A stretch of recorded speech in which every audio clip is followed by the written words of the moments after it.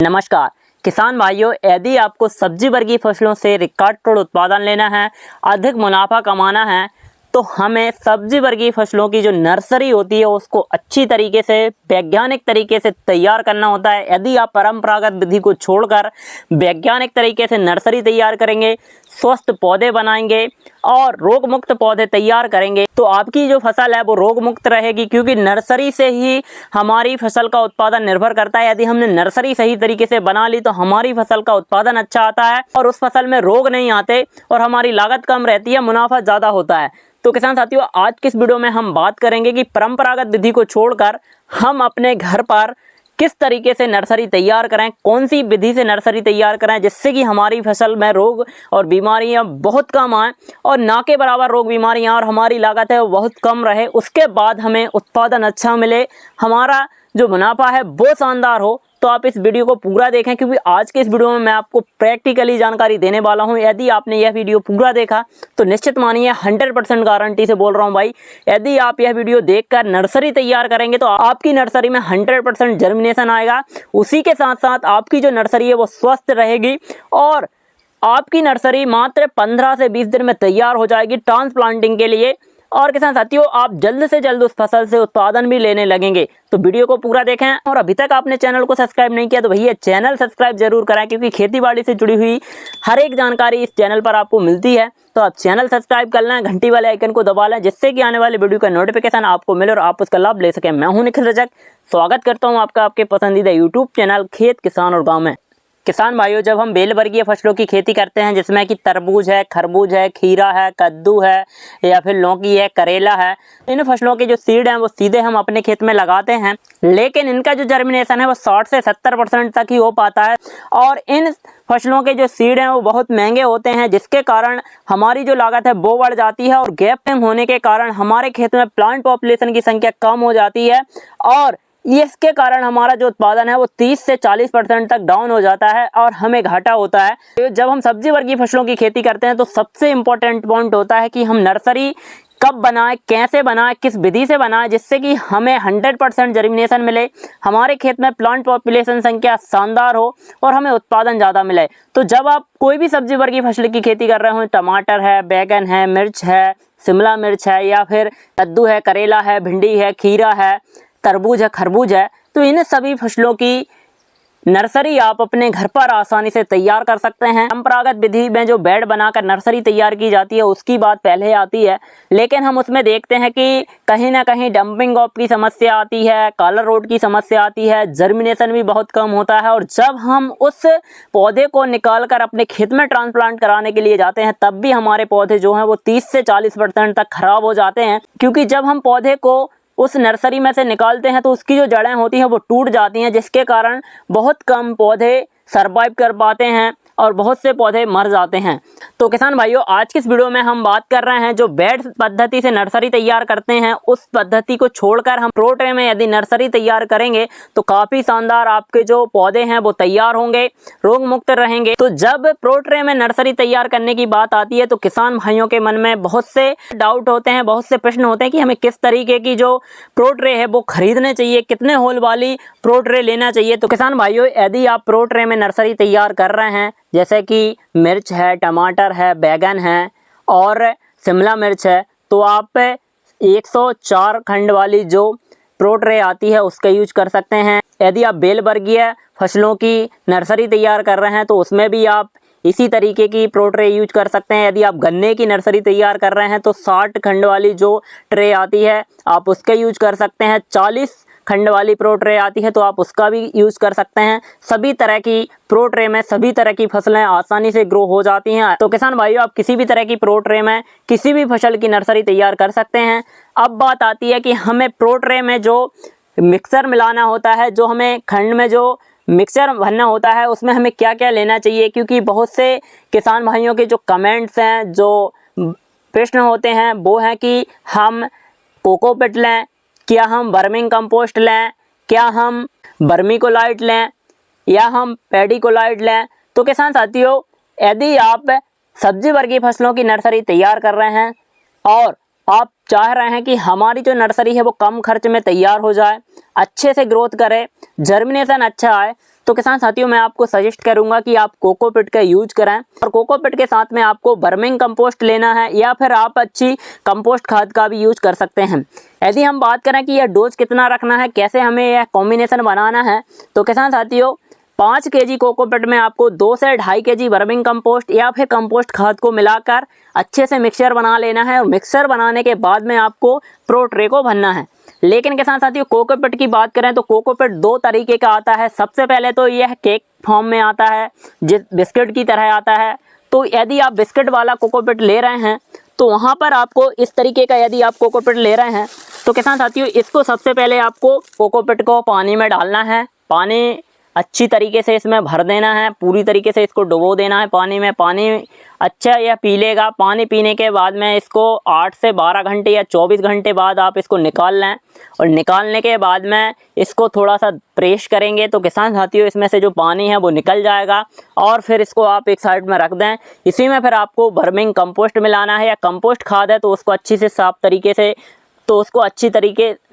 अच्छी तरीके से साफ़ कर लेना है। साफ़ करने के बाद में इसमें उसको मिला देना है। दोनों को मिलाने के बाद में किसान साथियों हमारी नर्सरी में किसी भी तरह का फंगस या इंसेक्ट का अटैक ना हो, उसके लिए हमें इसमें कल्चर मिलाना है।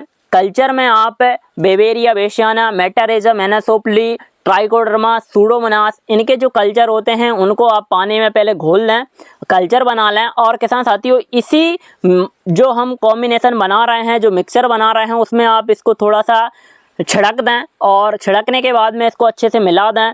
इसी में आप और भी बैक्टीरिया मिला सकते हैं। तो किसान साथियों यह पूरी तरीके से ऑर्गेनिक और शानदार तरीके से जो मिक्सचर है वो तैयार हो जाएगा। इसी में आप 100 ग्राम प्रति 100 ट्रे के हिसाब से ह्यूमिक एसिड भी मिला दें। यह बीज के जर्मिनेशन में काफ़ी मदद करेगा। बहुत जल्द जर्मिनेशन होगा और जर्मिनेशन के साथ साथ जो पौधा निकलेगा वो स्वस्थ रहेगा और ग्रोथ अच्छे से करेगा। तो इस तरीके से हमें मिक्सचर तैयार करना है। मिक्सचर तैयार करने के बाद में हमें प्रो ट्रे को भरना है। प्रो ट्रे को भी ट्रीट करना है।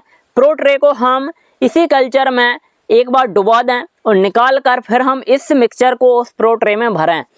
किसान भाइयों आज हम आपको लाइव है प्रो ट्रे में नर्सरी कैसे तैयार की जाती है उसकी जानकारी दे रहे हैं।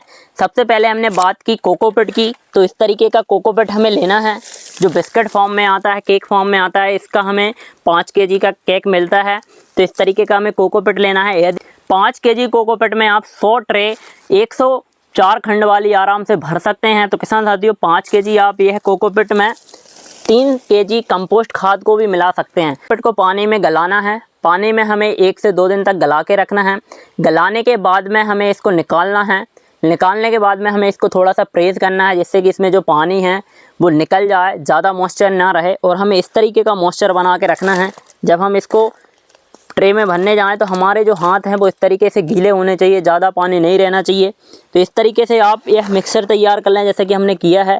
इसमें सबसे पहले हमने कोकोपीट को मिलाया, उसके बाद में हमने कंपोस्ट खाद डाला। कंपोस्ट खाद डालने के बाद में हमने इसमें कल्चर डाला है जिसमें कि मैंने अभी आपको बताया बहुत से मित्र फंगस और जो बैक्टीरिया हैं उनको हमने इसमें मिलाया है।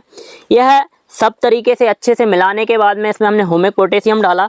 तो मिलाने के बाद में जब हम ट्रे भरने जाते हैं इसमें हम खीरे की जो पौधे हैं वो डालने वाले हैं, क्योंकि हमने पीछे जो प्लॉट दिख रहा है इसमें खीरे के सीड लगाए हैं। किसान साथियों क्या है, जब हम सीड लगाते हैं तो जो जर्मिनेशन है वो 70 से 80% ही हो पाता है। लेकिन किसान साथियों हमारे खीरे का जो जर्मिनेशन है वो मात्र 2 दिन में, अभी की कंडीशन में 70 से 80% जर्मिनेशन हो गया है मात्र 2 दिन में। और आने वाले समय में हम सोच रहे हैं कि ये 90% तक जर्मिनेशन जाएगा। यदि 90% जर्मिनेशन जाता है तो हमें 100% करने के लिए 10% पौधे चाहिए हैं। जैसे कि हमने 7000 सीड लगाए हैं तो हमें करीबन 700 से 1200 पौधे की ज़रूरत होगी। तो हम 12 से 15 ट्रे तैयार कर रहे हैं। तो किसान साथियों यह हम 104 खंड वाली ट्रे का यूज कर रहे हैं क्योंकि हमें कम समय में जल्दी पौधे और ज़्यादा पौधे तैयार करना है। तो यह कम समय में जो खीरे की पौधे हैं वो मात्र 10 से 12 दिन में तैयार हो जाते हैं। तो इसीलिए हमें कम कंपोस्ट खाद लगेगा। और यदि हम लंबे समय वाली जो पौधे तैयार करते हैं जैसे कि शिमला मिर्च है, टमाटर है, बैगन है, तो किसान साथियों उनमें आप 70-80 खंड वाली जो ट्रे आती है उसका यूज करें क्योंकि उनको न्यूट्रिशन ज़्यादा चाहिए होता है। उनमें ज़्यादा कंपोस्ट खाद बनेगा, ज़्यादा कोकोपीट बनेगा। तो पौधा अच्छे से सर्वाइव करेगा और किसी भी तरह की पौधे में ग्रोथ की समस्या नहीं आएगी। इस तरीके से हमको भरना है, ज़्यादा हमें इस पर प्रेस नहीं करना है। सबसे पहले हमने कंपोस्ट खाद डालना है ट्रे पर, और कंपोस्ट खाद डालने के बाद में हमें हल्का हाथ फेरना है इस तरीके से, और हमें आधा ही खंड को भरना है, जिससे कि हम इसमें जो सीड लगाएं उसके बाद में हमें इसके ऊपर कुछ यह मिक्सचर डालना पड़ता है, कोकोपीट डालना पड़ता है। तो किसान साथियों, इस तरीके से हम इसको आसानी से हल्का हल्का डालकर ऐसे भर सकते हैं। इसको हमें प्रेस नहीं करना है, दबाना नहीं है, और इस तरीके से आप ट्रे भर लें। इस तरीके से हमें ट्रे भरने के बाद में बात आती है सीड की, कि हम इससे ट्रे में सीड किस तरीके से लगाएं, सीड किस तरीके से डालें, और सीड डालते समय हमें कौन कौन सी सावधानी रखनी है, जिससे कि हमारा जो सीड है वो गले ना, जर्मिनेशन अच्छे से अच्छा देखने को मिले और हमारी नर्सरी पूर्णतः स्वस्थ तैयार हो, कम समय में अच्छे से ग्रो करे। तो किसान साथियों, आप जो भी सीड लगा रहे हैं, जैसे भी फसल के आप पौधे तैयार करने चाह रहे हैं, तो आपको सबसे पहले सीड को ट्रीट करना है। कंपनियों के जो हाइब्रिड सीड हम मार्केट से लाते हैं, उनके जो बीज हैं और केमिकल तरीके से ट्रीटेड होते हैं, और पीछे लिखा होता है कि यह केमिकल से ट्रीट है, सीड ट्रीटमेंट है, तो आप उनको ना करें। ऑर्गेनिक तरीके से करना चाहते हैं तो आप इस सीड को पहले गौमूत्र में 5 मिनट तक आप डुबा के रखें। उसके बाद में इसको निकाल कर कल्चर से, जो हमने अभी आपको बताया उस तरीके के कल्चर से आप इसको ट्रीट कर लें, जैसे कि मैंने करके रखा है। और इसको हमने बेवेरिया बेसियाना, मेटाराइजम एनासोप्ली और ट्राइकोडर्मा इनसे ट्रीट किया है। अब बात आती है कि हमें सीड को किस तरीके से लगाना होता है। तो किसान साथियों, जैसे कि ये खीरे के बीज हैं, और इनमें जो आप देखेंगे कि एक तरफ थोड़ी लंबाई रहती है जहाँ से सीड का जमाव होता है, जर्मिनेशन होता है, उसको हमें नीचे करके डालना है कि ऊपर करके डालना है कि आड़ा डालना है। तो किसान साथियों, यदि आपको अच्छा जर्मिनेशन चाहिए तो आपको इसको लंबाई वाले सिरे को नीचे करके डालना है, और बिल्कुल हल्का हल्का आपको बीज डालना है, जैसा कि आप वीडियो में देख पा रहे हैं। ज़्यादा आपको अंदर नहीं डालना है, और इस तरीके से आपको बीज लगाना है। यदि आप इस तरीके से बीज लगाएंगे तो बीज का जमाव शानदार होगा, कम समय में होगा, आपका बीज बिल्कुल भी खराब नहीं होगा, और 100% जर्मिनेशन देखने को मिलेगा। तो किसान साथियों, इस तरीके से हमें ट्रे में बीज को डालना है, बीज लगा देना है। आप देख पा रहे होंगे किस तरीके से हमने इसमें बीज डाले हैं। अब बीज डालने के बाद में हमें इसके ऊपर हल्का सा जो कंपोस्ट खाद और कोकोपीट का जो मिक्सचर था उसको हमें डालना है, और बहुत आसानी से हम इस तरीके से इसको डाल सकते हैं। ज़्यादा हमें दबाना नहीं है, क्योंकि यदि हम इसको दबा देंगे तो जमाव में थोड़ा प्रॉब्लम हो जाएगा, और हमारा जो सीड है वो ख़राब भी हो सकता है। तो हम बिल्कुल हल्के हाथों से इसको इस तरीके से हमें, जिससे कि हमारा जो सीड दिख रहा था वो ना दिखे, और ऐसा हमको इसको कर देना है। अब किसान साथियों, जब हम इस तरीके से तैयार कर लें तो ये हमारी जो प्रो ट्रे है वो तैयार हो गई है, रेडी हो गई है। अब यह ट्रे जब तैयार हो जाती है तो बहुत से किसान भाई गलती करते हैं यहीं पर, और यह सावधानी विशेष तौर पर रखें। जब इस तरीके से वो सीड डाल लें, सब कुछ कर लें, उसके बाद एक के ऊपर एक आप 10 ट्रे रख लें। 10 ट्रे रखने के बाद में इसको पॉलीथीन से अच्छे से कवर करना है, जैसे कि आप वीडियो में देख पा रहे हैं, इससे कि इसके अंदर कोई भी हवा का प्रवेश ना हो पाए, और इसके अंदर टेम्परेचर मेंटेन हो जाए और ह्यूमिडिटी बन जाए।